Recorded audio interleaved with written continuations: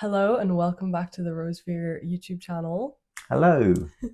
We've got a lovely pot of one of our white teas today. And this is a white tea where Isabel and I have been to the garden a few times, including to collect this particular harvest.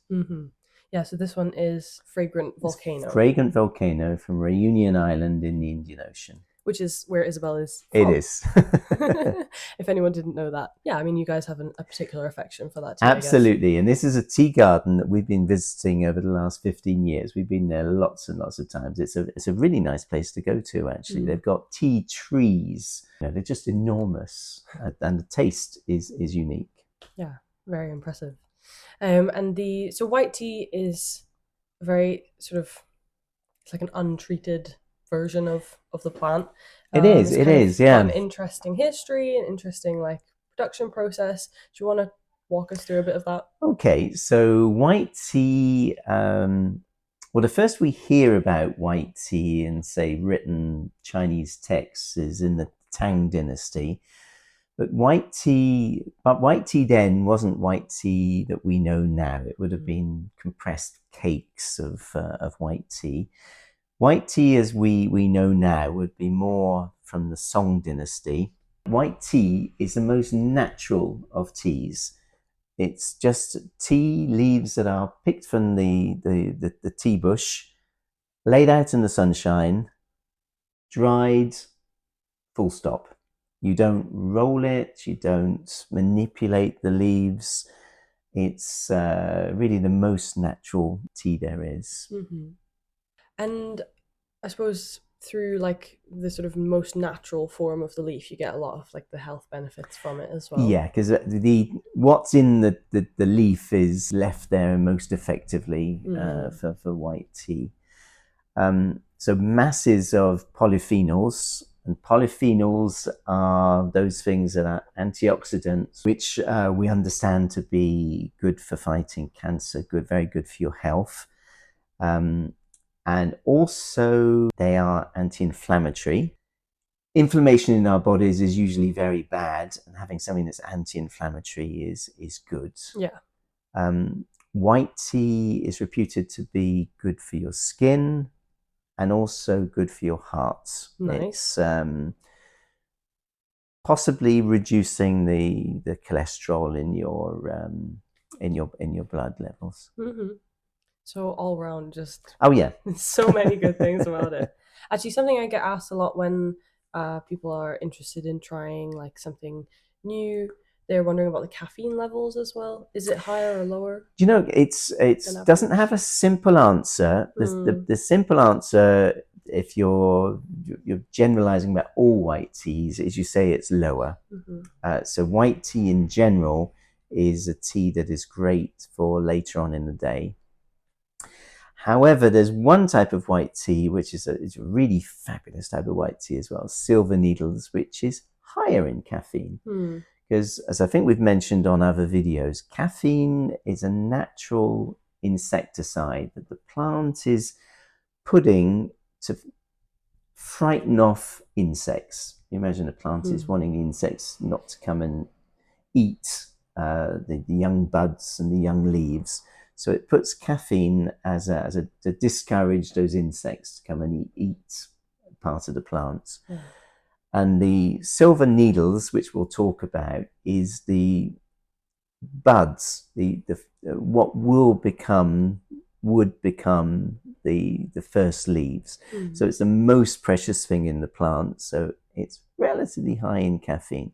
But with that particular example of white tea accepted, white teas have lower caffeine. It's very interesting. I mean, nature is wonderful. It's just always like more to realize about these plants, like the way that they're protecting themselves, and then we're drinking it, and it's giving us like and there's energy. there's usually a logical reason for everything. Yeah. There's always some sort of root cause for why something is the way it is, and interesting. So I suppose we should talk about the specific white teas that we have in store. Should we start with a little bit more about our Absolutely, this one here. So it's called Fragrant Volcano because Reunion Island has a volcano think we'll put a picture on there that we took on our last visit, that erupts every year, sometimes more than once a year. And the volcano is only, well, there we're talking kilometers, so 8 kilometers as the crow flies away from the tea garden. So it's really quite close by. So the soil that the tea grows in is very rich, volcanic, and also organic soil. So there's masses of flavor.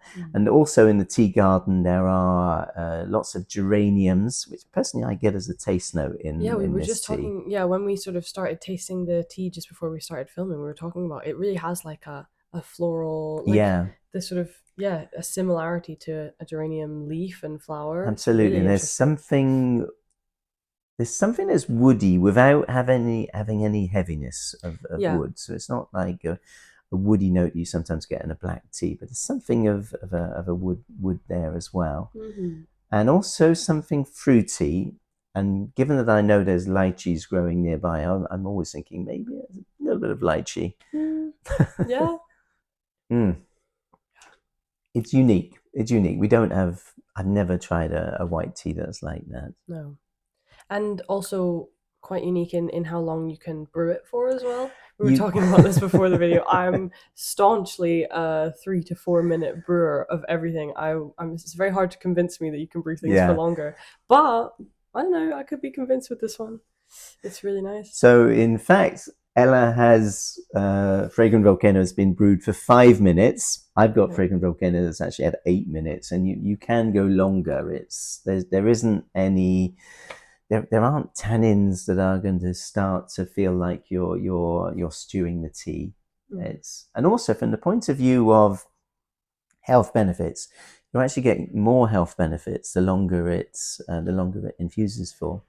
Should we talk about the silver needles then, considering we've mentioned them? Absolutely. So silver needles, very special tea, comes from Fujian, which is a lot of white tea. A lot of the best white teas come from Fujian in China.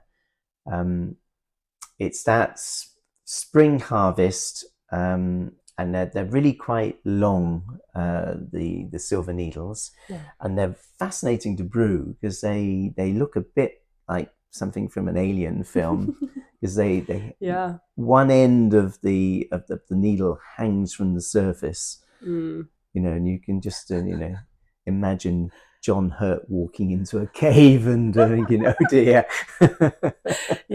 I guess they do look a little bit freaky, especially when there's like a big clump of them in the tin. Absolutely.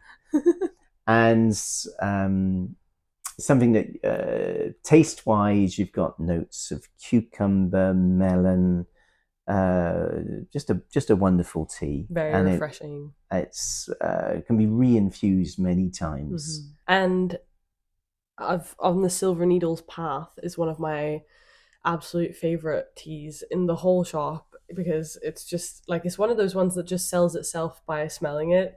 The jasmine silver needles. Jasmine silver needles, yes. Yeah, that one is just incredible. Like I've been drinking like jasmine green tea my whole life. Like I really like that stuff. But when I started working here and I realized that you can have jasmine white tea, where I think maybe because the white tea is such a delicate flavor, and it's fairly, I guess the silver needles that they use for that are neutral enough that the jasmine is just the completely dominant flavor. I find that the combination of those cucumber notes with the jasmine is just great. Yeah, it's incredible.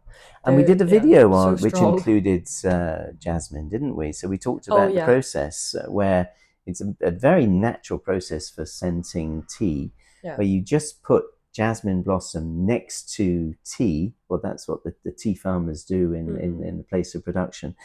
And you just keep repeating that process, removing all the jasmine, so there's no jasmine left, but the flavor naturally moves from the flower into the tea. Yeah, it's wild. It just like soaks the smell into them and then just stays there. Like there's people do ask, I think when I give them the tin to smell it, they assume that there are jasmine petals in there because it's such a strong smell. They do. I'm often asked that. People actually come in and want to buy jasmine petals as well. Yeah, but traditionally, yeah, they take all the petals out because they don't actually But need I to do, leave them because in. if you leave jasmine petals in, it can actually give a note of bitterness. Yeah, it just after a while gets too strong and just kind of disturbs the nice freshness of the other flavors. In fact, I could give a brewing tip here about all jasmine teas, and that is don't overbrew. And don't have to tell Ella that, because she doesn't overbrew anything. Nope.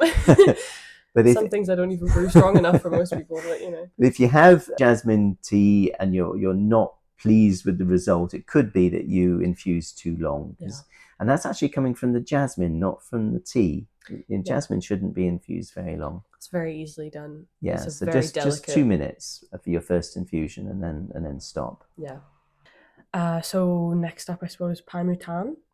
So Paimutan, also known as white peony, a large leaf white tea, very popular, also very reasonably priced as well. Quite light taste notes. Yeah, I was just thinking, just quite different to what you were saying, but like I think white tea is probably the most varying family of tea, like in terms of appearance. Like, cause the buds and the needles, and Paimutan is like large leaves. I'll be showing a clip of what it looks like. So it's a very different look. Any white tea will be completely different to the next one. Yes, it's kind of interesting. But Paimutan, is. And in fact, the next tea we're going to talk about is even stranger in its look. Yeah. Which is a Chinese white tea. In Chinese, it's called yabao. We call it Yunnan silver buds, and it's the side growth. So almost like the bud that's coming out the side of the tea bush. Yeah, and it's not just picked and dried like a regular white tea. It actually undergoes fermentation. So it's a very special tea, actually, and it's got in some way, you could almost consider it to be a white pu'er. Yeah. Okay. Yeah. So it's a fermented white tea. Yeah, that's one of those. It's one of the ones I got into. I think when I was trying to like learn more about all of the teas when I started working here, it was like, I think it was. I just was drawn to the idea of the buds because I'd never seen that shape they are before. Gorgeous, aren't they? And I drank a lot of it just to sort of understand what I was. And you can infuse for such a long time. Yeah. Yeah. And over again, reinfuse the same leaves as well. Yeah. And then finally, I suppose we've got one white tea that has some extra elements in there for a flavor. Absolutely. And the white sakura, which is pretty popular, I think. I've had a lot of people be big fans of this one and come back for refills and stuff. Yes, so it's white tea with cherry blossom. Hence the sakura name. That's one, I think probably the interesting thing to think about there is that we used to recommend a different temperature to brew it than we do now. We were recommending a low temperature because that's what you do with white teas. You're often recommending 70 or 75 degrees. And it is very nice at 70, 75 degrees. Then one member of our team, maybe Hyan, was actually making it at a higher temperature, 85. And we all thought, wow, that's really good. Yeah. It's a much darker looking tea as well. Like it doesn't look like the other white teas. But... Yes, if you're wanting to experiment with how does a flavor change with different temperatures, it's a really good tea to go with. Yeah, it's got like a really nice sweetness, floral flavor, obviously for the cherry blossom. Very floral, but I find it's very balanced. It's not as sweet as, say, our passion black tea. Oh, no, of course, no. It's quite balanced. There's no bitterness to it, but it has something that's countering whatever's sweet. That's true. Well, so we've just poured ourselves a little bit more of our fragrant volcano. Lovely. God, it really is fragrant, isn't it? It is, and unlike every other tea. Yeah.